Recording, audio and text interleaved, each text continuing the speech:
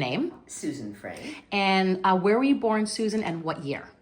In Palo Alto, California, in 1948. And what brought you to Sausalito? My first marriage, before we were married, we saw a B-rated movie called Houseboat, and my to-be husband and I were watching it, and over the period of an ad on TV, they restored this gorgeous houseboat, and we said, we can do that.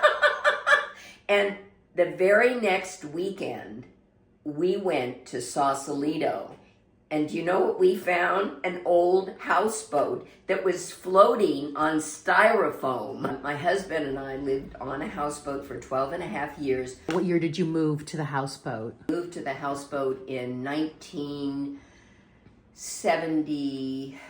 Well, he moved in 1972, I moved on in 1973. In 2009, I started a schools program to teach kids about local history.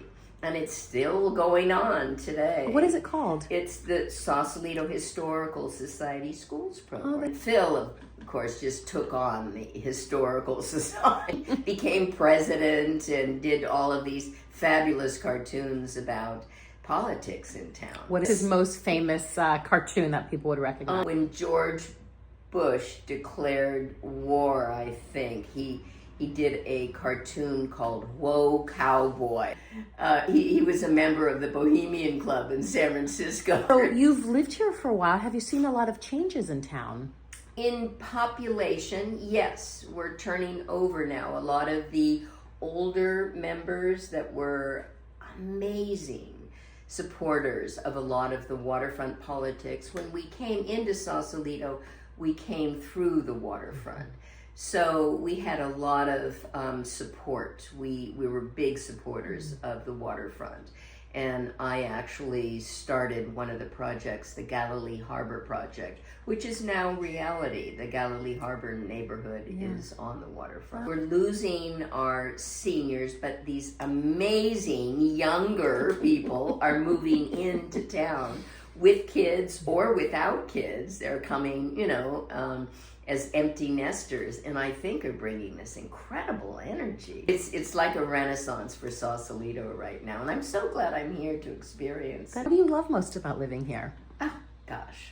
Almost everything. I love the light. The light here in Sausalito is just incredible. And if you want to look at his studio, you can see he put up the stained glass window to capture that light. It is fantastic. Gosh. And then this was his wilderness area. I've changed it a bit outside.